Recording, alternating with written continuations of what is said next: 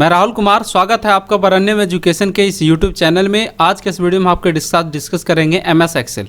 MS Excel के इस video में हम आपको बताएंगे इंसर्ट का पूरा फंक्शन, स्टेप बाय स्टेप जितने भी छोटे छोटे फंक्शन हैं और उसे प्रैक्टिकली करके दिखाएंगे। उसके बाद फिर बताएंगे पेज लेआउट के सारे फंक्शन और उसमें भी जितने भी छोटे छोटे फंक्शन या फिर बड़े फंक्शन जो भी चीज़ एक स्टेप बाय स्टेप सारे फंक्शन को आपको बताएंगे और उसका यूज़ क्या है वो बताएंगे, बाय प्रैक्टिकली बताएंगे। तो इस वीडियो को लास्ट तक देखिएगा। इससे पहले जो वीडियो अपलोड किया गया था और उसमें होम के बारे में बताए थे और फाइल और उसके लेआउट के बारे में बताए थे, और उस वीडियो में बताने के बाद आपको एक क्वेश्चन भी दिए थे जिसमें कि 17 क्वेश्चन था जो प्रैक्टिकली था।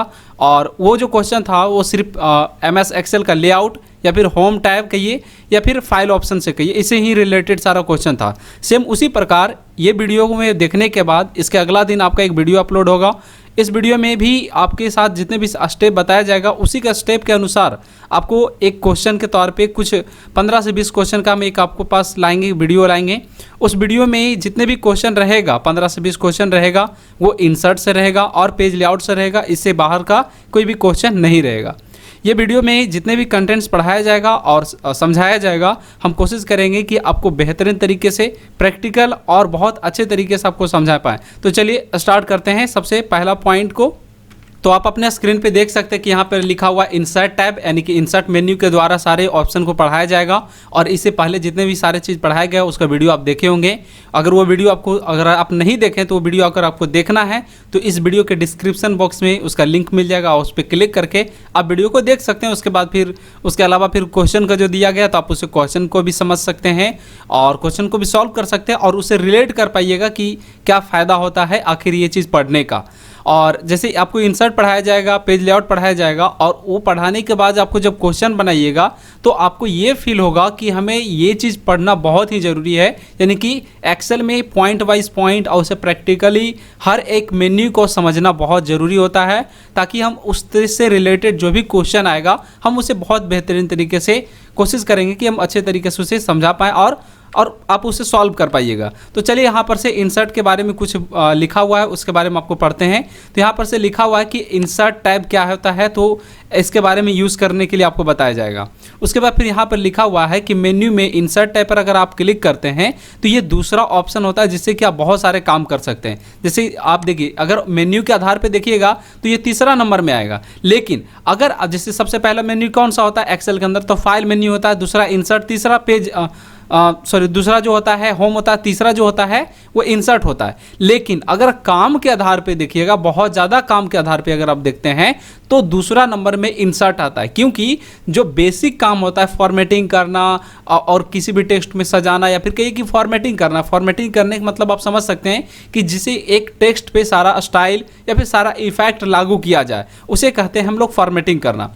और ये काम होता है होम के अंदर और इसी के जस्ट बगल में रहता है इंसर्ट का ऑप्शन। और इंसर्ट ऑप्शन पे जब आप क्लिक करते हैं तो इसके अंदर फॉर्मेटिंग नहीं होता है, इसके अंदर बहुत सारे ऐसे काम होता है जो अट्रैक्टिव बनाता है। फॉर एग्जांपल कि आप अपने वर्कशीट में अगर आप कोई पिक्चर लाना चाहते हैं, कोई चार्ट ग्राफ बनाना चाहते हैं या फिर कोई हाइपर लिंक से ऐड करना चाहते हैं, इसी तरह का हर एक तरह का काम जो होता है इसके अंदर से किया जा सकता है। यानी कि आप कोई भी चीज़ों को आप इससे इंसर्ट कर सकते हैं। जैसे आपको ऑब्जेक्ट हो गया, एक टेबल हो गया, आप कोई भी तरह का चार्ट, फिल्टर, इस तरह का चीज़ों को आप अपने वर्कशीट में इंसर्ट करने के लिए इसका इस्तेमाल किया जाता है इंसर्ट ऑप्शन का।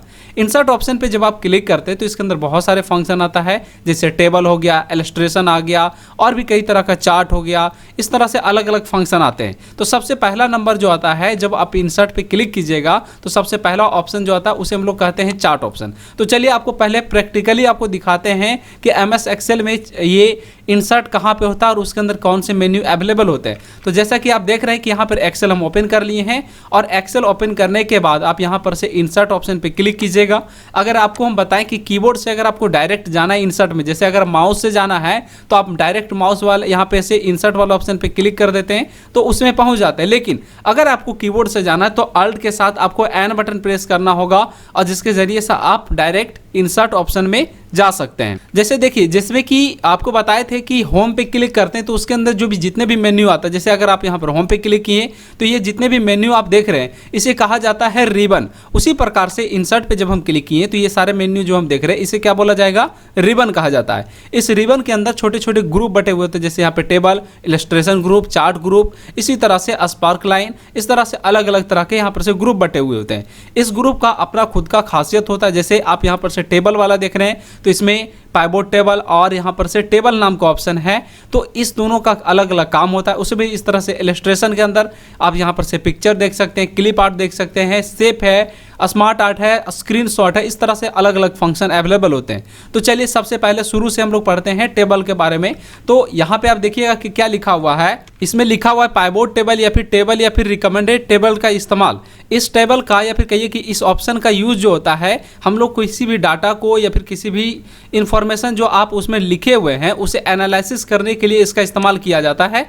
जो भी आप डाटा है उसको आप एनालिसिस करना चाहते हैं तो आप पाइवोट टेबल के जरिए या फिर टेबल के जरिए या फिर रिकमेंडेड टेबल जो है उसके जरिए आप इस ऑप्शन से इस्तेमाल करके आप किसी भी टेबल को आप अच्छे तरीके से या फिर किसी भी डाटा को एनालिसिस कर सकते हैं। फिर उसके बाद फिर आता है जो पाइवोट टेबल की अगर हम लोग बात करें तो इस प्रकार की टेबल में उस डाटा को आप समरी करके आप उसे प्राप्त कर सकते हैं। जैसे इसका ज़्यादातर इस्तेमाल होता है, सपोज कीजिए कि एक दुकान है जिसमें कि अलग अलग ब्रांड, अलग अलग कंपनी का बहुत सारे प्रोडक्ट बेचा जा रहा है। जैसे कि अगर आप सैमसंग की बात करते हैं तो सैमसंग का फ़ोन भी होता है, ईयरफोन भी बिकता है, लैपटॉप भी आता है, उसका प्रिंटर भी आता है। इस तरह से चीज़ों को बेचा जा रहा है और वो सारे चीज़ों को अगर कलेक्ट करके उसका टोटल इनकम क्या हो रहा है, ये सारे चीज़ें अगर आपको पता करना है तो उसके लिए हम लोग पाइवोट टेबल का इस्तेमाल करते हैं।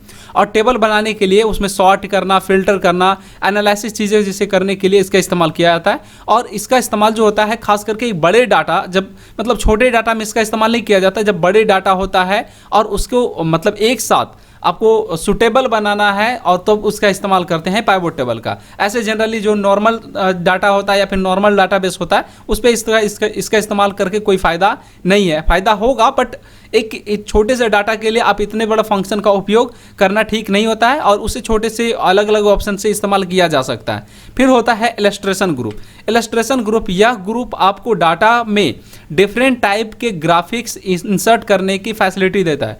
ग्राफिक्स फैसिलिटी क्या होता है, तो जैसे आप कोई पिक्चर इंसर्ट कर सकते हैं, कोई ऑनलाइन पिक्चर इंसर्ट कर सकते हैं, किसी भी तरह का शेप को ला सकते हैं या फिर किसी भी तरह का स्क्रीनशॉट ले सकते हैं। कोई भी जो ऐसा पिक्चर है, कोई ऐसा सीन है जो स्क्रीन पे है तो उसका स्क्रीनशॉट ले सकते हैं। तो ये सारा काम करने के लिए हम लोग इलस्ट्रेशन ग्रुप का इस्तेमाल करते हैं। इलस्ट्रेशन ग्रुप में सबसे पहला जो ऑप्शन होता है उसे हम लोग कहते हैं पिक्चर ऑप्शन।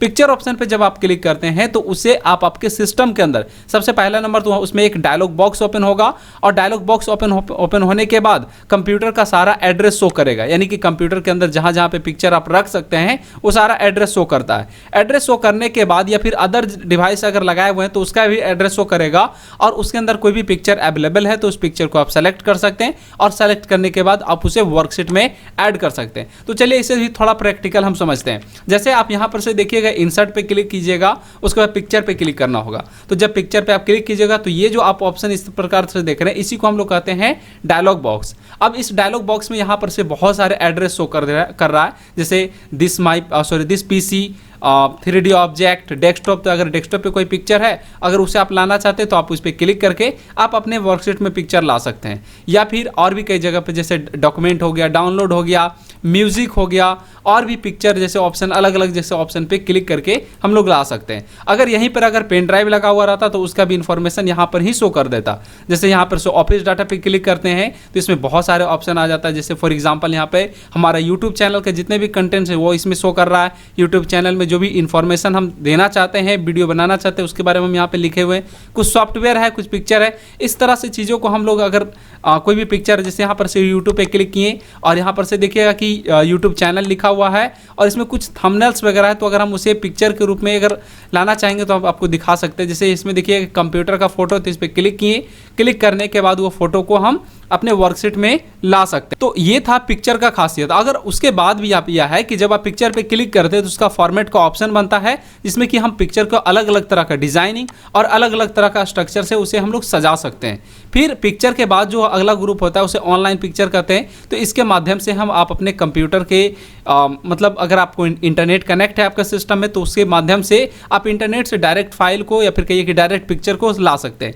ये जो चीज़ें हैं ये सब मतलब सब वर्जन में अवेलेबल नहीं होता है, सिर्फ अपडेटेड वर्जन जो है उसी में अवेलेबल होता है। फिर सेप है, सेप से रिलेटेड भी काफ़ी क्वेश्चन रहेगा। जब आपको बताएं कि ये वीडियो कंप्लीट हो जाएगा, ये वीडियो को देख लीजिएगा, इसके अगला दिन एक और वीडियो आएगा जिसमें कि आपके इंसर्ट और पेज लेआउट से रिलेटेड क्वेश्चन रहेगा, तो उसमें सेप से भी रिलेटेड क्वेश्चन रहेगा। अब सेप से रिलेटेड कैसा क्वेश्चन रहेगा उसके लिए आपको अगला वीडियो देखना पड़ेगा, लेकिन फिर भी आपको हम बता देते हैं कि कुछ चीज़ें, जैसे सेप पे अगर आप क्लिक करते हैं तो सेप के अंदर बहुत सारे ऑप्शन होता है जिससे आप अलग अलग तरह का सेप बना सकते हैं, उसे अलग अलग तरह का डिजाइन दे सकते हैं। जैसे सेप बनाया कैसे जाता है, तो उसके लिए आपको इंसर्ट पे क्लिक करना होगा।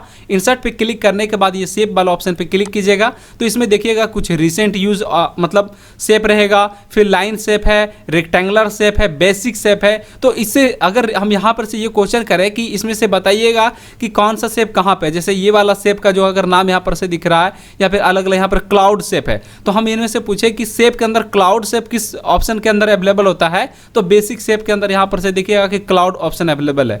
और बाकी और भी जैसे स्टार वगैरह हो गया, ये सारे नीचे यहाँ पर से दिया हुआ है। तो ये सारे चीज़ों को आपको एक बार जरूर ओपन करके, अगर आपके पास लैपटॉप है या फिर आपके पास कंप्यूटर है तो देखना चाहिए। अगर नहीं है तो आप हमारे वीडियो को पूरा देखिए, फिर से रिवीजन करके देखिए, तो आपको सारी चीज़ों के बारे में समझ में आएगा कि ये सारा फंक्शन क्या है और इससे रिलेटेड क्वेश्चन कैसे पूछा जाता है। फिर अगला चीज़ है यहाँ पर से स्क्रीनशॉट। स्क्रीनशॉट क्या होता है कि आप अपने सिस्टम में किसी भी जगह पर कोई भी तरह का पिक्चर रखा हुआ या फिर किसी भी तरह का कोई फाइल ओपन किया हुआ, उससे अगर आप स्क्रीनशॉट लेना चाहते हैं, इससे पहले स्मार्ट आर्ट बताना भूल गए, बट पहले स्क्रीनशॉट के बारे में अगर बता रहे हो तो इसके बारे में बता देते हैं। तो जैसे अगर आप इसे प्रैक्टिकल देख सकते हैं, जैसे यहाँ पर से स्क्रीनशॉट पे गए, तो अब क्या है यहाँ पर से ये बोल रहा है कि आपके इस सॉफ्टवेयर के अलावा अगर कोई अलग सॉफ्टवेयर है ओपन किया हुआ, तो उस पर क्लिक कीजिए और क्लिक करने के बाद इस तरह के का स्क्रीन ओपन होगा, जैसा कि आप यहाँ पर से देख सकते हैं कि वो स्क्रीन क्या होगा, ब्लर हो जाएगा। और उसके बाद इसे आप ड्रैग कीजिएगा इस प्रकार से, तो उसी का क्या करेगा कि स्क्रीनशॉट लेकर वो वर्कशीट में चला जाएगा, यानी कि एक्सेल के अंदर चला जाएगा, और जिसके जरिए से वो क्या होगा कि वो एक पिक्चर के रूप में बन जाता है और उसका इस्तेमाल आप कर सकते हैं।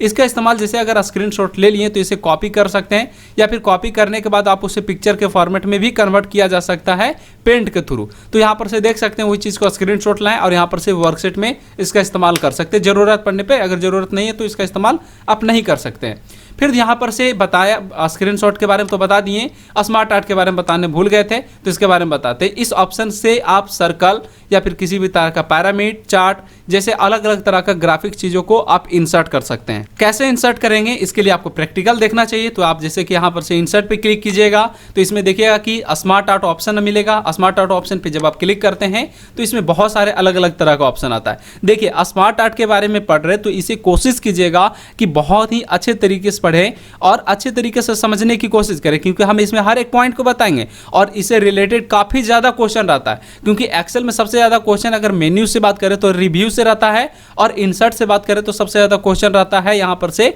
स्मार्ट आर्ट के अंदर से। तो चलिए आपको बताते हैं कि इसमें क्या होता है। जैसे अगर ऑल पे क्लिक करते हैं तो इसमें लिस्ट हो गया, प्रोसेस हो गया, सर्कल हो गया। आप इसी तरह से अलग अलग तरह का यहाँ में पिरामिड हो गया या फिर किसी भी तरह का जो स्मार्ट आर्ट है वो क्रिएट कर सकते हैं। जैसे अगर हम ये क्वेश्चन पूछे कि पिरामिड में कितने अलग अलग ऑप्शन होते हैं, तो यहाँ पर से देखिएगा कि इसमें 4 ऑप्शन होते हैं। आप इनमें से किसी भी ऑप्शन को अगर आपको याद नहीं है तो आप इससे क्वेश्चन को नहीं सॉल्व कर सकते हैं। जैसे अगर हम पूछे कि मैट्रिक्स के अंदर कितने ऑप्शन अवेलेबल होते हैं तो इसके अंदर 4 होते हैं। देखिए एक चीज़ और है कि मैट्रिक्स से रिलेटेड हम एक क्वेश्चन पढ़े थे, उसमें ये भी था, इससे मतलब इसका इतना डीप क्वेश्चन था कि इनमें से देखिए आप जैसे सबसे पहला देखिए क्या लिखा हुआ है, बेसिक मैट्रिक्स। दूसरा में ये लिख रहा है टाइडलेस मैट्रिक्स। तीसरा में ये लिख रहा है ग्रेड मैट्रिक्स। उसके बाद फिर चौथा में लिख रहा है सर्कल मैट्रिक्स। तो अगर हम इनमें से 3 को ऑप्शन दें और एक अलग ऑप्शन दे दें और उसके बाद फिर बोले कि इनमें से कौन सा जो है मैट्रिक्स का ऑप्शन नहीं है, तो वो जो अगला कोई अलग ऑप्शन देंगे वो इसका आंसर होगा। तो इसी तरह से आपको जो भी ऑप्शन आप चाहते हैं वहाँ पर से क्लिक कर सकते हैं। फॉर एग्जाम्पल अगर आप जैसे यहाँ पर से सर्कल पे गए और इस तरह का डिजाइनिंग आपको पसंद है तो इस पर क्लिक किए, इसका सैंपल यहाँ पे शो करेगा और आपको ज़रूरत के अनुसार अगर आपको ज़रूरत है तो आप यहाँ से ओके प्रेस करते हैं। तो जब ओके बटन प्रेस कीजिएगा तो यहाँ पर से देखिएगा कि एक बटन आता है जिसे मोर कहते हैं। मोर इसलिए कहते हैं क्योंकि इस पर जब क्लिक करेंगे तो इसी का अलग अलग तरह का स्टाइल आता है। फॉर एग्जाम्पल अगर हम इसमें कुछ अगर लिखना चाहते हैं, ए लिखें, फिर अगला में हम यहाँ पर से बी लिखें, फिर तीसरा में सी लिखें, इस तरह से करके हम कुछ चीज़ें एक मतलब लगा दिए। और इसका कोई मतलब नहीं है, बस हम ऐसा ही यूं ही हम आपको बताने के लिए कर रहे हैं। अब हम जो भी चीज़ बनाए तो यहाँ पर से देखिएगा कि अलग अलग तरह का कलर आप यहाँ पर से रख सकते हैं उसे, और भी अलग अलग तरह के जो भी कलर आप रखना चाहते हैं रख सकते हैं। इसके अलावा आप अलग तरह के यहाँ पर से डिजाइनिंग का ऑप्शन दिया हुआ, जैसे आप देख सकते हैं कि यहाँ से स्मार्ट आर्ट लिखा हुआ, इनमें से किसी भी तरह के ऑप्शन पे क्लिक कीजिएगा तो उसका इफेक्ट आपको जो स्मार्ट आर्ट बना हुआ है उस पर आपको दिखेगा। उसके अलावा अगर आपको ये डिज़ाइन आपको पसंद नहीं है, दूसरा डिजाइनिंग चाहिए, तो आप यहाँ पर से उसका लेआउट पर क्लिक करके इसे बदल भी सकते हैं। फॉर एग्जाम्पल जैसे पहले ऐसा था, अगर हम इस पर क्लिक करना चाहेंगे, इस पर क्लिक करना चाहेंगे, इसी तरह का यहाँ पर से मोर ऑप्शन पे क्लिक करके जो भी ज़रूरत की चीज़ें हैं आप उस पर क्लिक करके इसका इस्तेमाल कर सकते हैं। चाहे जैसा भी हो, जो भी आपका ज़रूरत का है उस पर क्लिक कीजिएगा, वो चीज़ क्या होगा उस फॉर्मेट में चला जाएगा और उस फॉर्मेट में आपको दिखने लगेगा। तो ये इंसर्ट में था कि स्मार्ट आर्ट के अंदर ये सारे काम हम लोग बहुत बेहतरीन तरीके से कर सकते हैं और इसे समझ में भी आ गया होगा कि इसका इस्तेमाल किस लिए किया जाता है। फिर होता है इसके अंदर इसमें, और ये सारा चीज़ किसके अंदर आ रहा है तो इलस्ट्रेशन ग्रुप के अंदर। आप यहाँ पर से देख सकते हैं कि जैसे इंसर्ट पे क्लिक कीजिएगा तो सबसे पहला ग्रुप होता है टेबल का, दूसरा इलस्ट्रेशन ग्रुप होता है जिसमें पिक्चर, क्लिप आर्ट, और क्लिप आर्ट के बारे में भी बताना भूल गए थे, बताते हैं कि क्लिप आर्ट क्या होता है। तो हालांकि देखिए ये जो सॉफ्टवेयर आपके सामने हम डिस्कस कर रहे थे ये माइक्रोसॉफ्ट ऑफिस 2010 है और ज़्यादातर क्वेश्चन जो पूछा जाता है वो 2016 से पूछा जाता है। तो आप लोग ये मत सोचिएगा कि 2010 पढ़ा रहे हैं सर बट उसमें क्वेश्चन रहता है 2016 से, लेकिन ज़्यादा अंतर नहीं है क्योंकि जो नोट्स है आप अपने स्क्रीन पर जो नोट्स देख रहे थे वो 2016 का है, वो 2010 का नहीं है। अब आपको बताते हैं जैसे कि यहाँ पर से देखिएगा कि क्लिप आर्ट दिया हुआ है तो इसी जगह पर 2016 वाला में इसमें ऑनलाइन पिक्चर का ऑप्शन दे दिया गया है।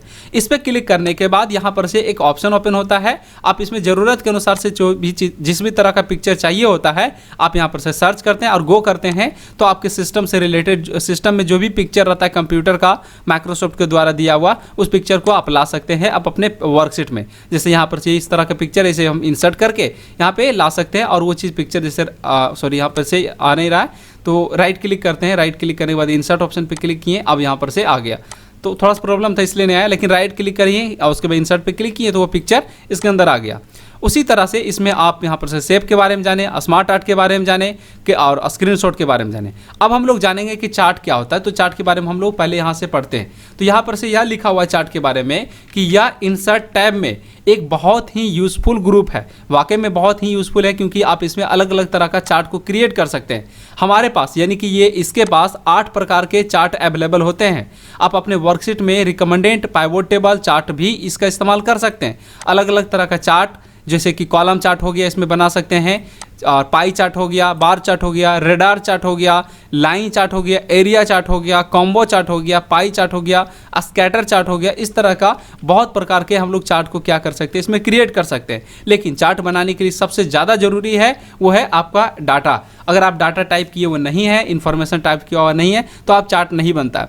चार्ट से रिलेटेड एक क्वेश्चन आता है, वो क्वेश्चन यह है कि चार्ट बनाने के लिए MS एक्सेल में टोटल कितने स्टेप होते हैं। ये क्वेश्चन जो है आपके स्क्रीन पे शो कर रहा है और इस क्वेश्चन का आंसर आप कमेंट बॉक्स में दीजिए। अगर जिनका सही रहेगा आंसर हम उन्हें रिप्लाई में सही लिखेंगे, जिनका सही नहीं रहेगा और उसका हमें आंसर सही जवाब में देंगे। तो मतलब आप इसका आंसर जरूर आप कमेंट बॉक्स में लिखिए। आपका स्क्रीन पे ये पिक्चर शो कर रहा है यानी कि क्वेश्चन का पिक्चर शो कर रहा है। तो अगला चीज़ें के बारे में हम लोग पढ़ते हैं। तो इसके बारे में आपको एक एक चीज़ के बारे में आप यहाँ से समझ गए होंगे। यहाँ पर से देखिएगा अगर 2016 वर्जन अगर इस्तेमाल कर रहे हैं तो उसमें रिपोर्ट नाम का भी ऑप्शन रहता है, लेकिन जो हमारे 2010 वाला वर्जन है तो इंसर्ट में रिपोर्ट नाम का फंक्शन नहीं होता है। चार्ट के बाद डायरेक्ट यहाँ पर से स्पार्क लाइन नाम का ऑप्शन दिया हुआ है, इसमें रिपोर्ट नाम का ऑप्शन नहीं है। इसलिए आपको हम पहले ही बता दिए कि हम जो वर्जन यूज़ कर रहे हैं वो वर्जन है 2010 और जो आप क्वेश्चन ज़्यादा पूछा जाता है वो 2016 से रहता है। तो ज़्यादा फर्क नहीं है, जो फर्क है वो आपको हम अभी क्लियर ही कर देते हैं ताकि ज़्यादा कन्फ्यूजन आपको ना हो या फिर किसी भी तरह का आपके माइंड में क्वेश्चन ना चले। उसमें ज़्यादा फर्क नहीं होता। अगर आप ऑप्शन सब में सेम रहता है, जो ऑप्शन अलग है उसके बारे में हम यहाँ पर से बता दिए। तो वो ऑप्शन यह है कि रिपोर्ट पे क्लिक करके आप अलग अलग तरह का उसमें की चीज़ों को क्रिएट कर सकते हैं। इससे क्या क्रिएट होता है तो बताते हैं कि इस ग्रुप से डिसीजन के आधार पर बेहतर रिपोर्ट बनाने के लिए डिजाइनिंग किया जाता है और इस रिपोर्ट के अधिकतर मतलब इंटीग्रेटिव या फिर सुंदर या फिर अच्छे तरीके चीज़ों को बनाने के लिए इसका इस्तेमाल किया जाता है। रिपोर्ट के बाद स्पार्क लाइन का ऑप्शन आता है। स्पार्क लाइन में देखिए क्या कर रहा है कि जब हमारे पास यहाँ पर से आप पढ़ सकते हैं कि लिखा हुआ है कि जब हमारे पास टेबुलर रूप में डाटा होता है तो उसे स्पार्क लाइन यूज होती है, और हमारे पास डाटा के ग्राफिक्स रिप्रेजेंटेशन दिखाने के लिए एवरीवन लाइन के बगल में रखा जाता है। तो स्पार्क लाइन 3 प्रकार के होते हैं, लाइन, कॉलम और विंग लॉस इसके नाम का ऑप्शन से जाना जाता है। अब इससे रिलेटेड क्वेश्चन कैसे आएगा, तो इससे क्वेश्चन यह आएगा कि स्पार्क लाइन कितने प्रकार के होते हैं, तो लाइन होता है, उसके कॉलम होता है, उसके बाद फिर विंग लॉस होता है। और इससे रिलेटेड और भी क्वेश्चन आते हैं कि जैसे अगर यहाँ पर से वो पूछे कि विंग लॉस किस ग्रुप के अंतर्गत आता है, तो स्पार्क लाइन के अंतर्गत आता है, क्योंकि स्पार्क लाइन के अंदर ही इसके 3 ऑप्शन होते हैं। कौन कौन, तो यहाँ पर से आप पढ़ सकते हैं लाइन, कॉलम और विंग लॉस। उसके बाद फिर यहाँ पर से स्पार्क लाइन के जस्ट बगल में यहाँ पर से एक फिल्टर नाम का ऑप्शन मिलेगा। आप लोग अक्सर फिल्टर के बारे में आप लोग जानते होंगे। फिल्टर मतलब आप जैसे कुछ चीज़ें जो आपके ज़रूरत का उसे रखना चाहते हैं, जो चीज़ें ज़रूरत का नहीं है उसे आप नहीं रखना चाहते, तो उसके लिए इसका इस्तेमाल करते हैं फिल्टर का। फिल्टर के इस्तेमाल में यहाँ पर से आप देख सकते हैं फिल्टर के बारे में। यहाँ पर से सबसे पहला इसके अंदर 2 अलग अलग पार्ट होते हैं। तो पहला यहाँ पे स्केलर है, तो यह है फिल्टर में आपको विजन से डाटा फिल्टर करने में हेल्प करता है। दूसरा जो आप टाइम लाइन देख रहे हैं, यह फिल्टर आपको डेटा और टाइम के अनुसार, यानी डेट और टाइम के अनुसार से डाटा को फिल्टर करने में हेल्प करता है। तो 2 अलग अलग चीज़ें हैं, तो ये दोनों फिल्टर के अंदर आता है। तो अगर आप एक्सेल यूज़ करते हैं, एक्सेल में अगर आप जाइएगा तो यहाँ पर से अभी आपको स्क्रीन पे एक ही शो करता है। बाकी एक नया वर्जन में जो है 2013 वाला में भी अपडेटेड कर दिया है।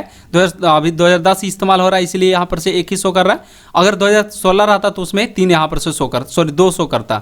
उसके बाद फिर यहाँ पर आता है लिंक के बारे में पढ़ना। तो यहाँ पर से लिंक के भी ऑप्शन दिया हुआ है। तो लिंक के बारे में क्या बताते हैं कि जो हाइपर लिंक ऑप्शन होता है वो किसी वेब पेज से जोड़ने के लिए या फिर इंफॉर्मेशन को अटैच करने के लिए इस्तेमाल किया जाता है। जैसे इसके बारे में आपको बताते हैं कि वेब पेज क्या होता है या फिर हाइपरलिंक क्या होता है, इसके बारे में आप अच्छे समझिए।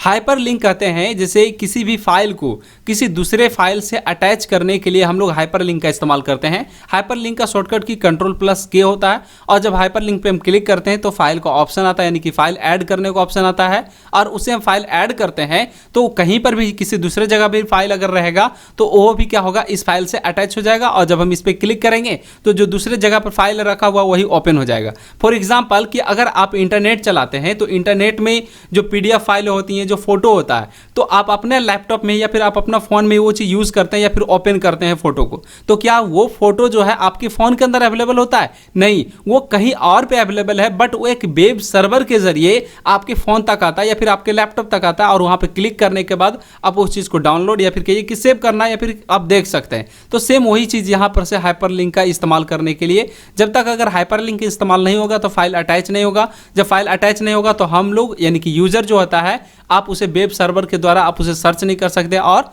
देख नहीं सकते हैं। उसके बाद फिर आता है एक टेक्स्ट ग्रुप का ऑप्शन आता है। टेक्स्ट ग्रुप के अंदर में यहाँ पर से सबसे पहला रहता है टेक्स्ट ग्रुप, टेक्स्ट बॉक्स नाम का ऑप्शन आता है। फिर आता है हेडर फुटर, फिर आता है वर्ड आर्ट, फिर सिग्नेचर लाइन, उसके बाद ऑब्जेक्ट। तो यहाँ पर से देखिएगा कि टेक्स्ट बॉक्स के बारे में क्या बोला गया है कि टेक्स्ट बॉक्स इसका यूज जो होता है डॉक्यूमेंट में टेक्स्ट को हाईलाइट करने के लिए इसका इस्तेमाल किया जाता है।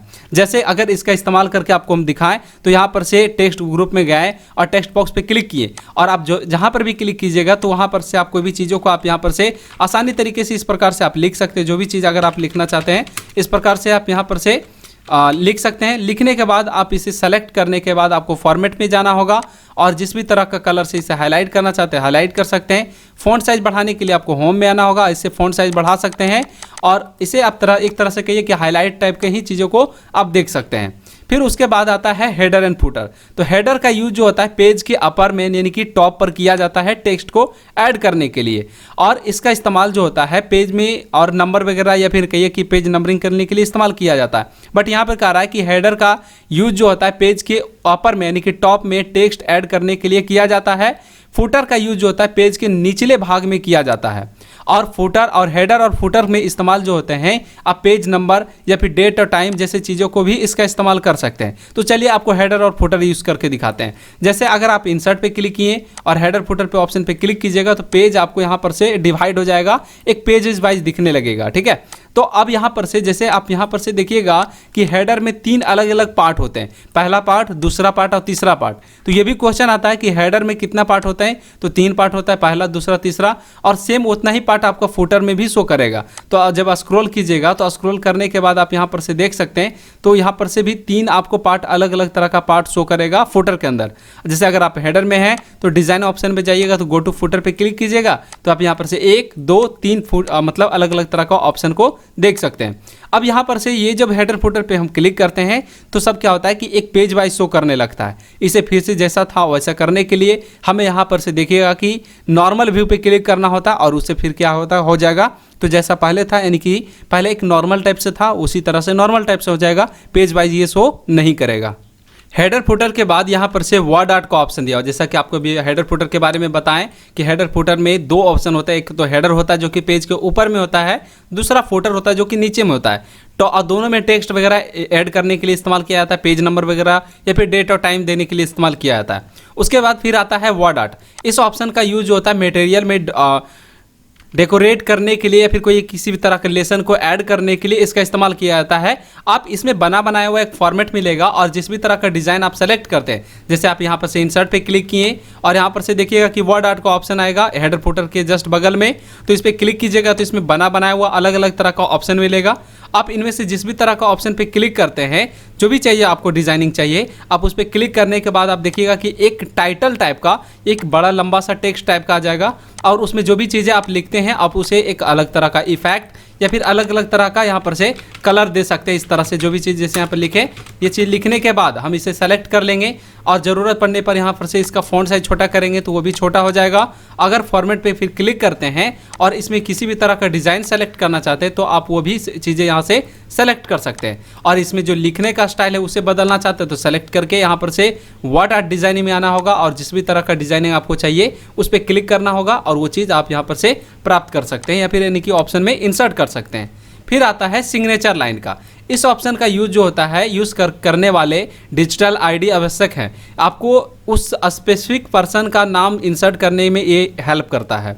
फिर होता है इसके बाद फिर जैसे ऑप्शन आता है सिंबल का, यानी कि जो टेक्स्ट में आपको सारे चीज़ें के बारे में बताएं, टेक्स्ट में आपको बताए हैं कि जब आप टेक्स्ट पे क्लिक कीजिएगा तो इसमें टेक्स्ट बॉक्स मिलेगा, हेडर फुटर मिलेगा, उसके बाद फिर वर्ड आर्ट मिलेगा, सिग्नेचर लाइन, उसके बाद ऑब्जेक्ट भी था। तो ऑब्जेक्ट में क्या होता है ये भी आप थोड़ा बता देते हैं आपको। तो ऑब्जेक्ट के बारे में यहाँ पर से इसमें तो दिखाया नहीं गया या फिर बताया गया नहीं गया है नोट्स में, लेकिन आपको हम अपने मन से बताते हैं या फिर अपने थॉट के अनुसार से बताते हैं इसमें क्या होता है। तो ऑब्जेक्ट एक ऐसा फंक्शन है एक्सेल के अंदर या फिर किसी भी सॉफ्टवेयर के अंदर, चाहे MS वर्ड हो या फिर पावर पॉइंट हो या फिर एक्सेल हो। तो उससे क्या होता है कि आप एक्सेल में हैं तो एक्सेल के अंदर ही सिर्फ एक्सेल से रिलेटेड काम कर सकते हैं, लेकिन ऑब्जेक्ट का इस्तेमाल करके आप एक्सेल के अंदर पावर पॉइंट का भी काम कर सकते हैं। एक्सेल के अगर एक्सेल में है और ऑब्जेक्ट का इस्तेमाल करके MS वर्ड पे भी काम कर सकते हैं। कैसे, तो आपको वो दिखाते हैं। तो जैसे देखिएगा कि यहाँ पे ऑब्जेक्ट पे क्लिक किए तो इसके अंदर बहुत सारे अलग अलग ऑप्शन दिया।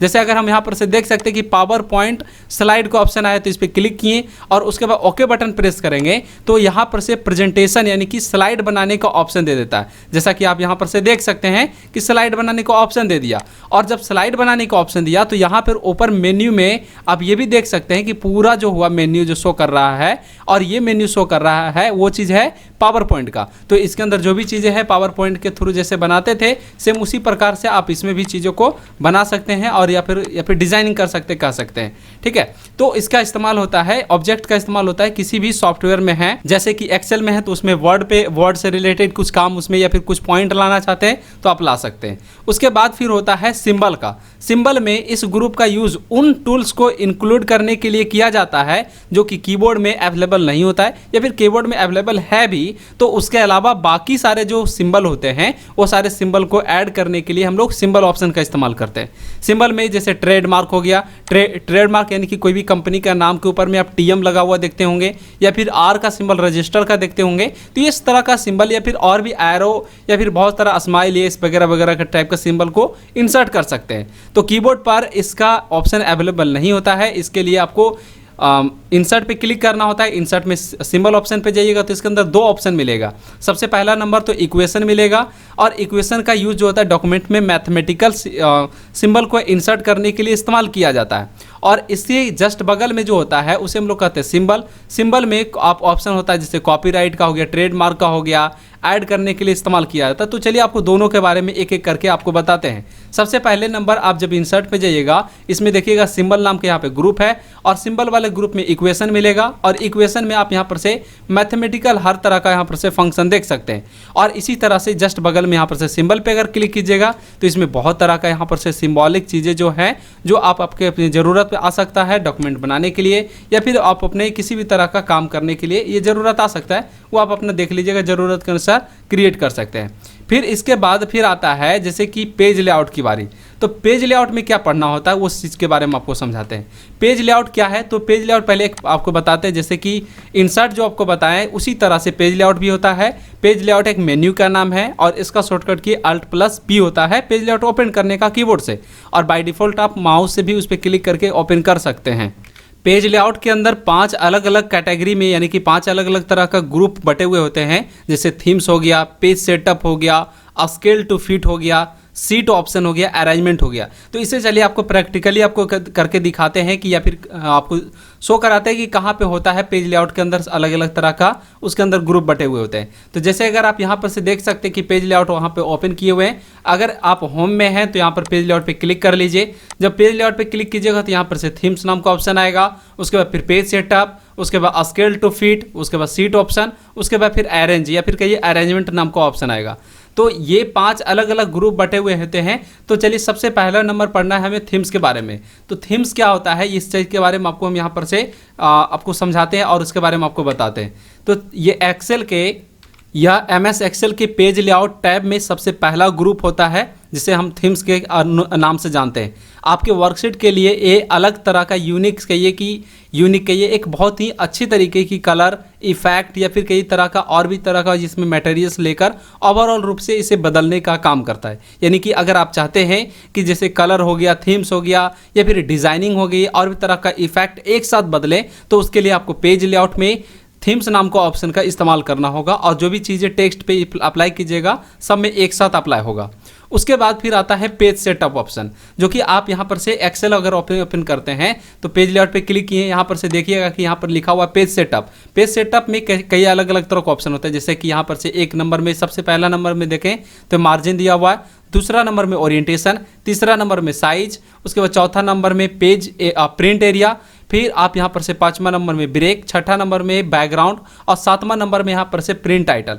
तो यहाँ पर से भी देख सकते हैं लिखा हुआ है कि पेज सेटअप में अलग अलग मतलब अलग पेज ग्रुप यहाँ पर से उसमें अलग अलग तरह के बटे हुए होते हैं, जिसमें कि 7 अलग अलग तरह का फीचर होता है और प्रत्येक फीचर का अपना एक काम होता है, अपनी ज़रूरत से वो काम करती है। सबसे पहला नंबर आता है मार्जिन का। मार्जिन यह ऑप्शन है पेज के किनारे, यानी कि चारों तरफ जब भी आपको कुछ जगह छोड़ना है, कुछ स्पेस छोड़ना है, तो उसके लिए हम लोग मार्जिन का इस्तेमाल करते हैं। मार्जिन जनरली जो होता है वो 3 प्रकार का होता है। एक तो मार्जिन होता है जिसे हम लोग नॉर्मल मार्जिन कहते हैं, दूसरा वाइड मार्जिन होता है और तीसरा जो होता है उसे हम लोग एरो मार्जिन कहते हैं। तो आपको ये प्रैक्टिकली देखना चाहिए। तो जैसे अगर एक्सेल ओपन करते हैं तो यहाँ पे मार्जिन ऑप्शन पे क्लिक कीजिएगा तो यहाँ पर से देख सकते हैं नॉर्मल मार्जिन, वाइड और नैरो मार्जिन है, और ज़रूरत पड़ने पर आप इसे मार्जिन को कस्टमाइज भी कर सकते हैं, जिसे हम लोग कस्टम मार्जिन के नाम से भी इसे जाना जाता है। तो जैसा कि यहाँ पर भी लिखा हुआ है कि आपके ज़रूरत पड़ने पर आप अपने हिसाब से अगर मार्जिन को एडजस्ट करना चाहते हैं तो उसके लिए कस्टम मार्जिन का भी ऑप्शन दिया हुआ है। तो इसका इस्तेमाल करके आप अपने मार्जिन को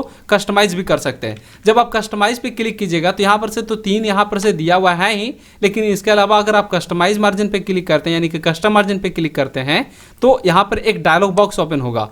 इस डायलॉग बॉक्स में आप देखिएगा कि टॉप में कितना रखना चाहते हैं, लेफ्ट में कितना रखना चाहते हैं, राइट में कितना रखना चाहते हैं, बॉटम में। उसके बाद फिर फाइनली आप ओके प्रेस कीजिए, वही चीज़ क्या होगा, सेट हो जाएगा मार्जिन के अंदर। फिर दूसरा नंबर में यहाँ पर से दिया हुआ है ओरिएंटेशन। ओरिएंटेशन क्या होता है, तो आप अपने पेज को किस प्रकार से प्रिंट करना चाहते हैं वो उसका एक फॉर्मेट होता है। जैसे ये 2 प्रकार का होता है, एक पोर्ट्रेट व्यू होता है और दूसरा लैंडस्केप व्यू होता है। यानी कि आप चाहे तो हॉरिजॉन्टल निकालिएगा या फिर आप वर्टिकल आप प्रिंट कर सकते हैं। तो आप अपने स्क्रीन पे जो पहला फोटो देख रहे हैं ये है पोर्ट्रेट पेज, यानी कि पोर्ट्रेट तरीके से पेज को प्रिंट करने का, और दूसरा फोटो जो आप देख रहे हैं उसे हम लोग कहते हैं लैंडस्केप व्यू, जिसे कि आप 2 तरह से अलग अलग प्रकार से प्रिंट करने के लिए इसका इस्तेमाल किया जाता है। और इससे क्वेश्चन यह आता है जनरली कि MS एक्सेल में ओरिएंटेशन के अंदर कितने तरह का ओरिएंटेशन अवेलेबल होता है या फिर ओरिएंटेशन कितने प्रकार के होते हैं, तो 2 प्रकार के होते हैं। फिर क्वेश्चन है अगला पॉइंट जो है वो है साइज से।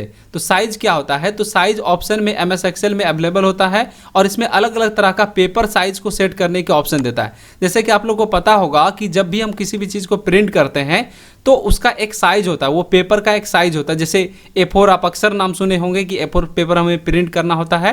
तो A4 पेपर हम वो पहले क्या करेंगे कि वो साइज में जाकर हमें सेलेक्ट करना होगा। सेलेक्ट करने से फ़ायदा यह होगा कि जब हम A4 साइज सेलेक्ट कर लिए और उसमें जो भी डिज़ाइनिंग बनेगा तो जब प्रिंट होगा तो A4 पेपर पे जैसा आप अपने स्क्रीन पे देख रहे थे बिल्कुल वैसा ही प्रिंट होगा। लेकिन अगर आप पेपर साइज अच्छे से सेट नहीं किए हैं, यानी कि वो चीज़ सेटअप नहीं कर पाए हैं, तो प्रिंटिंग में वो भी सही चीज़ आपसे, मतलब ये जो एक तरह से कहिए कि अरेंजमेंट जो है वो सही तरीके से आपको नहीं दिखेगा, क्योंकि वो थोड़ा सा राइट लेफ्ट इस प्रकार से वो दिखने लगेगा जिससे आपको लगेगा कि नहीं ये सही तरीके से नहीं हुआ। तो पेज सेटअप बहुत ज़रूरी होता है, ओरिएंटेशन सही होना चाहिए, साइज सही होना चाहिए, मार्जिन सही होना चाहिए। ये सारी चीज़ अगर आप सही से सेट कर लेते हैं तो आप प्रिंट में भी वो सारी चीज़ कोई भी तरह का दिक्कत नहीं होगा। अब इसमें जैसे उदाहरण के तौर पे आपको बताते A4 तो रहता ही है, साथ में लेटर हो गया, A3 हो गया, A5, B4 इस तरह का ऑप्शन भी रहता है। तो चलिए हमें आपको इसे प्रैक्टिकल दिखाते हैं। इसमें दो चीज़ आपको प्रैक्टिकल दिखाने वाले हैं। सबसे पहला नंबर तो यहाँ पर से मार्जिन के बारे में तो दिखा दिए थे कि यहाँ पर से 3 अलग अलग तरह का होते हैं। उसके बाद फिर ओरिएंटेशन होता है, तो यहाँ पर से ओरिएंटेशन पे क्लिक करते हैं तो पोर्ट्रेट हो गया और ये लैंडस्केप हो गया। और इसी के जस्ट बगल में यहाँ पे साइज का ऑप्शन आता है जिसमें लेटर हो गया और भी बहुत तरह का यहाँ पर से ऑप्शन दिया हुआ होता है, जैसे लीगल हो गया, एक्जीक्यूटिव हो गया, A3 हो गया, A4 हो गया। लेकिन हम लोग ज़्यादातर इस्तेमाल करते हैं A4, तो यहाँ पर से A4 पे क्लिक करेंगे तो ये होगा सिलेक्शन हो गया कि पेपर का साइज सेलेक्ट कर लिए। उसके बाद फिर है प्रिंट एरिया। इस ऑप्शन का यूज़ करके हम लोग अपने डॉक्यूमेंट या फिर कहिए कि वर्कशीट को जितना सेलेक्ट करेंगे उतना ही वो क्या करेंगे, हम लोग प्रिंट कर पाएंगे। तो चलिए इसके बारे में भी आपको इसका प्रैक्टिकली करके दिखाते हैं। तो जैसा कि देख रहे हैं कि यहाँ पर से कुछ डाटा है, मतलब एक छोटा सा डाटा बनाया है और हम यहाँ पर से कुछ ही डाटा को सेलेक्ट करते हैं। जैसे कि इस प्रकार से सेलेक्ट किए और यहाँ पर से सेलेक्ट करने के बाद हम ये पूरा डाटा को नहीं सेलेक्ट करते हैं, कुछ नाम को हम कम कर देते हैं। जैसे यहाँ पर से टोटल 13 नंबर रो तक लिखा हुआ, लेकिन 9 नंबर ही तक हम सेलेक्ट करते हैं। और उसके बाद फिर हमें यहाँ पर से प्रिंट एरिया वाला ऑप्शन पर क्लिक करके सेट प्रिंट एरिया पर क्लिक कर देते हैं।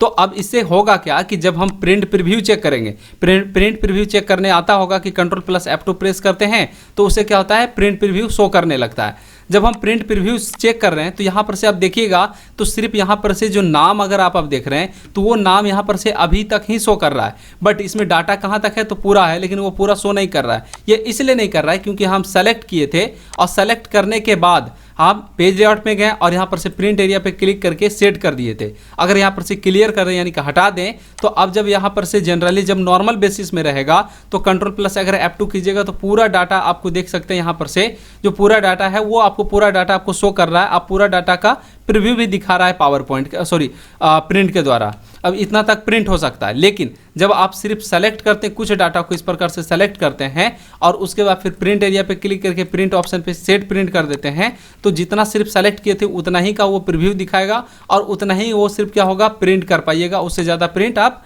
नहीं कर पाइएगा। उसके बाद फिर इसमें जो ऑप्शन दिया हुआ है उसे हम लोग कहते हैं ब्रेक का। तो ये प्रिंट एरिया के बारे में आप लोग पढ़ लिए। प्रिंट एरिया क्या है कि बहुत बड़ा वर्कशीट है, बहुत बड़ा डाटा है, लेकिन उनमें से कुछ ही जो डाटा है उसे प्रिंट करना चाहते हैं, तो जो प्रिंट करना चाहते हैं उसे सेलेक्ट करके प्रिंट एरिया से सेट कर देते हैं और वो उतना ही प्रिंट होता है। फिर आता है ब्रेक का ऑप्शन। यह फीचर्स 2 पेज के बीच में ब्रेक करने के लिए इस्तेमाल किया जाता है। ये बहुत बेसिक चीज़ें हैं, जैसे अगर ब्रेक है तो 2 पेज में ब्रेक करने के लिए इस्तेमाल किया जाता है। फिर है यहाँ पर से बैकग्राउंड का ऑप्शन। बैकग्राउंड से आप क्या कर सकते हैं, तो कोई भी तरह का इमेज जो आपके कंप्यूटर सिस्टम में है तो वो आप यहाँ पर से ऐड कर सकते हैं। किसमें, तो आप अपने वर्कशीट में या फिर कहिए कि फिर आप सीट में ऐड कर सकते हैं। तो इसके ऐड करने के लिए आपको जाना होगा, जैसे यहाँ पर से आप एक्सेल ओपन कर लिए। एक्सेल ओपन करने के बाद आपको पेज लेआउट में क्लिक करना होगा और यहाँ पर से बैकग्राउंड नाम का ऑप्शन आता है और बैकग्राउंड वाला ऑप्शन पे जब आप क्लिक कीजिएगा तो पूरा कंप्यूटर का सिस्टम ओपन हो जाएगा और जो भी पेज मतलब जो भी तरह का पिक्चर, जैसे कि यहाँ पर से पिक्चर रखा हुआ है, इस पिक्चर पे हम क्लिक करते हैं और यहाँ से इंसर्ट करते हैं तो वो पिक्चर क्या हुआ कि वर्कशीट में सेट हो गया। अगर हटाना चाहते हैं तो आप यहाँ पर से देखिएगा कि डिलीट बैकग्राउंड का ऑप्शन आता है, इस पर क्लिक कीजिएगा तो वो क्या होगा, फाइनली फिर डिलीट हो जाएगा, यानी कि हट जाएगा। उसके बाद फिर अगला पॉइंट है कि बैकग्राउंड के बाद है प्रिंट टाइटल का ऑप्शन है। तो इससे हम लोग रो एंड कॉलम को हेड यानी कि बहुत तरह की चीज़ों को हम इसमें सेट किया जाता है प्रिंटिंग के तौर पे। तो इसके लिए भी ऑप्शन भी हम लोग सीख लेते हैं। तो जैसे आप प्रिंट ऑप्शन पे क्लिक कीजिएगा तो इसके अंदर सारा ऑप्शन मिल जाएगा, जैसे पेज का हो गया जिसमें कि ओरिएंटेशन 2 होता है, पोर्ट्रेट होता है और लैंडस्केप होता है, ये सी है। उसके बाद फिर यहाँ पर से मार्जिन का ऑप्शन होता है, हेडर फुटर का भी होता है, सीट का ऑप्शन होता है। तो सारा ऑप्शन एक ही के अंदर मिल जाता है, जो कि किसी रो, किसी कॉलम या फिर किसी सीट के लिए बहुत ही इंपॉर्टेंट चीज़ होता है। उसके बाद फिर यहाँ पर से है स्केल टू फिट ऑप्शन का दिया हुआ है। स्केल टू फिट क्या है, तो स्केल टू फिट भी पेज लेआउट के अंदर होता है। यहाँ पर से देख सकते हैं कि स्केल टू फिट का ऑप्शन दिया हुआ है। इसका ज़्यादातर इस्तेमाल होता है जैसे सपोज कीजिए कि आपका डाटा बड़ा है और डाटा बड़ा होना, जैसे हम यहाँ पर से इसी चीज़ को कॉपी करते हैं, डाटा बड़ा करने के कारण हम यहाँ पर से पेस्ट कर देते हैं। तो अभी क्या हुआ, डाटा बड़ा हो गया। तो अब हम यहाँ पर से जब हम प्रिंट Ctrl+F2 प्रिंट करते हैं, सॉरी Ctrl+F2 प्रेस करते हैं, तो यहाँ तक एवरेज तक ही शो कर रहा है। लेकिन इसके बाद वाला जो यहाँ पर से परसेंटेज, एवरेज और मिनिमम, ये तीनों ऑप्शन देख रहे थे, ये तो शो कर ही नहीं रहा है। तो जब इसको भी शो कराना है तो इसके लिए यहाँ पर से क्या दिया हुआ है, विड्थ में ऑटोमेटिक दिया हुआ है दोनों जगह, हाईएस्ट और विड्थ की जगह हाइट और विड्थ की जगह, तो दोनों जगह ऑटोमेटिक को हटाकर अगर हम 1:1 कर दें यहाँ पर से, तो ये चीज़ करने के बाद क्या होगा, जब Ctrl+F2 प्रेस करेंगे तो वो सारे चीज़ों को भी वो क्या करेगा कि वो प्रिंट में ले लेगा। यानी कि जब आपका डाटा एक तरह का कहिए कि इन्फॉर्मेशन, सारा चीज़ इन्फॉर्मेशन है, तो उनमें से कुछ इन्फॉर्मेशन जो कट रहा है, पेज में प्रिंट में नहीं आ रहा है, तो आप उसे भी कवर करने के लिए आप इसका इस्तेमाल करते हैं। उसके बाद फिर यहाँ पर से सीट ऑप्शन का ऑप्शन मतलब दिया हुआ है, जैसा कि आप यहाँ पर से देख सकते हैं कि स्केल टू फिट के बारे में तो यहाँ पर से बता दिए आपको, क्या बताए हैं, तो हाइट और विड्थ के बारे में आपको बताएं कि उसे ऑटोमेटिक कीजिएगा तो वहाँ पर से हो जाएगा। उसके बाद फिर इसमें स्केल नाम का भी ऑप्शन दिया हुआ, जो कि सेम वही काम करने के लिए इस्तेमाल किया जाता है। जैसे कि आपको बताए थे कि जब यहाँ पर से हम ऑटोमेटिक किए तो यहाँ पर से स्केल में देख सकते हैं कि 100% है, लेकिन जब 1:1 करते हैं यहाँ पर से, जब यहाँ पर से 1:1 दोनों जगह कर दिए तो यहाँ पर से 79% शो कर रहा है। अगर आप यहाँ पर से देख सकते हैं कि ऑटोमेटिक ही किया हुआ रहता और ऑटोमेटिक के जगह पे अगर हम यहाँ पर से 79 डायरेक्ट जाके टाइप कर देते, तो यहाँ पर से 79 टाइप करके इंटर प्रेस करेंगे तो वो क्या होगा कि खुद से वो उस डाटा को पूरे को वो कवर कर लेगा और उसे भी प्रिंट में ले आएगा। तो इस तरह का काम करने के लिए इसका इस्तेमाल किया जाता है। तो अब यहाँ पर से जब स्केल के बारे में जान गए, अब यहाँ पर से आपको बताते हैं सीट ऑप्शन के बारे में। सीट ऑप्शन कहाँ पे होता है, तो उसी के जस्ट बगल में सीट ऑप्शन नाम का ऑप्शन होता है। यहाँ पर से देख सकते हैं कि सीट ऑप्शन दिया हुआ 4था नंबर में। इसमें दो अलग अलग चीज़ें होती हैं, एक तो होता है ग्रिड लाइन होता है, दूसरा हेडिंग होता है। ग्रिड लाइन किसे कहते हैं, तो ग्रिड लाइन किसे बोला जाता है, तो एक्सेल अगर आप यूज़ कर रहे हैं तो एक्सेल में जो रो और कॉलम जो लाइनिंग खींचा हुआ देखते हैं, इसी को बोला जाता है ग्रिड लाइन। आप इसे हाइड और अनहाइड कर सकते हैं। तो इसे हाइड और अनहाइड करने के लिए आपको क्लिक करना होगा पेज लेआउट में, और यहाँ पर से देखिएगा कि सीट नाम का ऑप्शन आएगा। तो यहाँ पर ग्रिड लाइन का ऑप्शन है, तो अगर यहाँ पर व्यू पे क्लिक है तो मतलब वो शो कर रहा है। अगर फिर से यहाँ पे क्लिक कर दिए, व्यू पे पहले टिक था लेकिन फिर से टिक किए तो वो टिक खत्म हो गया। तो ये देखिएगा कि जो ग्रिड लाइन यानी कि रो और कॉलम वाला जो लाइनिंग था वो क्या हो गया कि यहाँ पर से हाइड हो गया, यानी कि मिट गया, यहाँ पर शो नहीं कर रहा है। फिर से इसे अगर आपको लाना होगा तो ग्रिड लाइन पे क्लिक करके व्यू पे क्लिक कीजिएगा तो वो लाइनिंग शो करने लगेगा। सेम यही चीज़ अगर आप प्रिंटिंग में करना चाहते हैं, जैसे अगर आपके यहाँ पर तक डाटा यहाँ पर से कुछ लिखें, यहाँ तक भी लिखें, और आप चाहते हैं कि अगर बिना बॉर्डर लगाए हुए, आपको पता होगा कि जब अगर आप यहाँ पर से प्रिंट पे क्लिक नहीं करते हैं या फिर होम में ये जो बॉर्डर ऑप्शन है इस पर अगर आप अप्लाई नहीं करते हैं तो Ctrl+F2 करके प्रिंट प्रीव्यू चेक कीजिएगा तो आपका जो वर्कशीट है वो पूरा ब्लैंक शो करेगा, यानी कि उसमें किसी भी तरह का कोई भी लाइनिंग नहीं दिखेगा। लेकिन अगर आप सेलेक्ट करते हैं, इस प्रकार से सेलेक्ट किए, सेलेक्ट करने के बाद होम में जाने के बाद यहाँ पर से बॉर्डर पे क्लिक करते हैं तो आप देखिएगा कि वो लाइन क्या होगा, प्रिंट में शो करने लगेगा। लेकिन हम चाहते हैं कि ये जो बॉर्डर है ये ना रहे, उसके अलावा भी हम यहाँ पर से बॉर्डर सेट कर सकें, यानी कि लाइन ड्रॉ कर सकें। तो उसके लिए आपको पेज लेआउट पे क्लिक करना होगा, और यहाँ पर से जो ग्रिड लाइन का ऑप्शन देख रहे थे तो यहाँ पर तो अभी ग्रिड लाइन व्यू कर रहा है, लेकिन हम उसे प्रिंट में लाना चाहते हैं तो यहाँ पे प्रिंट वाला ऑप्शन पे क्लिक कर देते हैं। तो अब आप देख सकते हैं कि वो चीज़ आपको यहाँ पर प्रिंट में भी शो करने लगेगा। और इसके बाद फिर अब यहाँ पर से हेडिंग के बारे में दिया हुआ है। हेडिंग किसे कहते हैं? तो ये जो आप ABCD जो लिखा हुआ देख रहे हैं ये है कॉलम का हेडिंग, और ये जो 1 2 3 लिखा हुआ देख रहे हैं ये है रो का हेडिंग। तो ये दो हेडिंग है जिसका इस्तेमाल करते हैं हम लोग प्रिंट करने के लिए और उसे देखने के लिए। जैसे अगर हम यहाँ पर से व्यू पे क्लिक करते हैं तो वो हेडिंग क्या होगा, गायब हो गया। और अगर प्रिंट पे क्लिक कर दें और वो चीज़ क्या होगा कि जब Ctrl+F2 प्रेस करेंगे तो वो चीज़ देखिएगा कि प्रिंट में भी दिखने लगेगा। लेकिन अगर व्यू पे क्लिक करेंगे तो वो फिर शो करने लगेगा। यानी कि हाइड और अनहाइड करने के लिए जब भी इस्तेमाल करना होगा, जैसे ग्रिड लाइन, जैसे रो और कॉलम को, तो उसके लिए ग्रिड लाइन का इस्तेमाल करेंगे। अगर आपको ABCD यानी कि जो कॉलम का हेडिंग है, जिसे कॉलम का हेडिंग कहा जाता है, नाम कहा जाता है, उसे आपको शो करना है या फिर आप उसे प्रिंट में लाना चाहते हैं तो यहाँ पर से प्रिंट का ऑप्शन पे क्लिक करके आप ये ऑप्शन का इस्तेमाल कर सकते हैं। उसके बाद फिर अरेंज है, तो अरेंज का ज़्यादा कुछ खास इस्तेमाल नहीं रहता है, इसीलिए इसका विशेष हम इसके बारे में नहीं मतलब डिस्कस कर रहे हैं, क्योंकि ज़्यादा टाइम कवर क्यों करना जब इसके बारे में ज़्यादा कुछ मतलब क्वेश्चन नहीं रहता है। क्योंकि जब अगला दिन आप क्वेश्चन देखिएगा तो आपको सारी चीज़ समझ में आएगा। और इसमें देखिएगा ऑप्शन कुछ दिया हुआ, तो उस ऑप्शन के बारे में सिर्फ आप जान लीजिए, नाम आपको पता होना चाहिए। तो आप इस वीडियो में ये सारे चीज़ पढ़ें, क्या पढ़े हैं, तो इंसर्ट के बारे में, सारे मेन्यू के बारे में आपको पढ़ाएं। तो हम आशा करते हैं कि सारी चीज़ों के बारे में आपको अच्छे तरीके से समझ में आया होगा। उसके बाद फिर आप पढ़े हैं इसमें पेज लेआउट के बारे में, तो पेज लेआउट के बारे में भी हम कोशिश करेंगे कि सारी चीज़ों को हम अपने तरफ तो 100% कोशिश किए कि आपको बेहतरीन तरीके से उस चीज़ों को समझा पाएँ। अगर उसके बाद भी किसी भी तरह का कोई कन्फ्यूज़न है तो कमेंट बॉक्स में उस कन्फ्यूज़न को लिखिए, हम उसे ज़रूर उसमें आपको उसका आंसर देंगे, उसके बारे में आपको सॉल्व करके आपको ज़रूर बताएंगे, कमेंट बॉक्स में आपका आंसर ज़रूर देंगे। तो अगर आप पूरा वीडियो देखें तो पूरा वीडियो देखने के लिए आपका बहुत बहुत धन्यवाद। पूरा वीडियो देखे हैं तो वीडियो में बहुत मेहनत लगता है, वीडियो को लाइक कीजिए, कमेंट करके ज़रूर बताइए कि आपको कैसा लगा, और किसी चीज़ के बारे में कोई कन्फ्यूज़न है तो वो भी आप कमेंट करके बताइए। और अगला वीडियो जो आएगा उसमें इंसर्ट और पेज लेआउट से रिलेटेड क्वेश्चन रहेगा, उस वीडियो को देखिएगा और उससे आपको बहुत बेहतरीन तरीके से समझ में आएगा। क्योंकि जो लोग इससे अगर कोई ऐसे लोग होंगे जो इस चीज़ को नहीं समझ पाएंगे, तो वो क्वेश्चन को जब पढ़ेंगे तो क्वेश्चन को और ये वीडियो को दोनों को आप रिलेट कर पाएगा। तो ये वीडियो को पूरा देखे होंगे और जब अगला वीडियो आएगा वो उस वीडियो में क्वेश्चन रहेगा, तो दोनों चीज़ों को आप रिलेट कीजिएगा तो बहुत बेहतरीन रहेगा और आपको काफ़ी सारा नॉलेज भी मिलेगा। तो चलिए आज तक है, अभी तक में इतना ही सारा चीज़, अगले वीडियो में फिर मिलते हैं।